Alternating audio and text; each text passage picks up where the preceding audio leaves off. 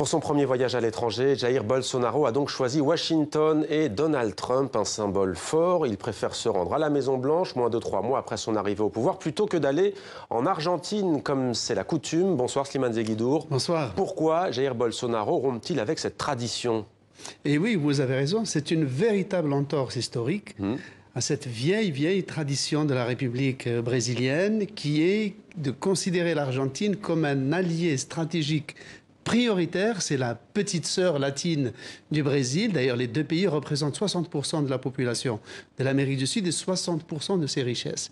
Donc, pourquoi Washington ce n'est pas Washington, c'est d'abord Donald Trump, dont Bolsonaro a toujours été un admirateur absolument inconditionnel, dont il n'a cessé de louer les qualités et dont il cherche à endosser à peu près non seulement le credo, mais aussi l'allure. On est dans l'idéologie, on n'est pas dans la stratégie. On n'est pas dans la diplomatie classique des intérêts mutuels bien compris, des intérêts bilatéraux, économiques et stratégiques entre deux États.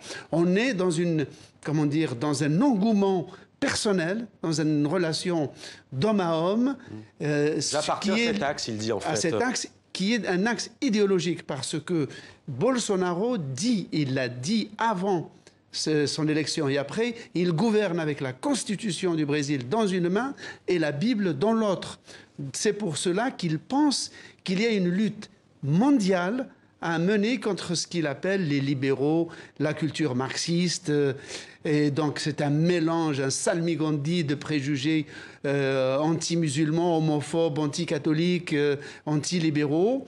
Et il croit que le Brésil est un acteur de taille pour constituer un duo de nouveaux croisés sur le plan international. Ce faisant, cette entorse heurte de plein fouet une très vieille tradition géopolitique du Brésil qui est centrée sur une géopolitique sud-sud, relation avec l'Afrique à cause de la dimension africaine, avec le monde arabe notamment. Merci beaucoup Slimane pour cet éclairage.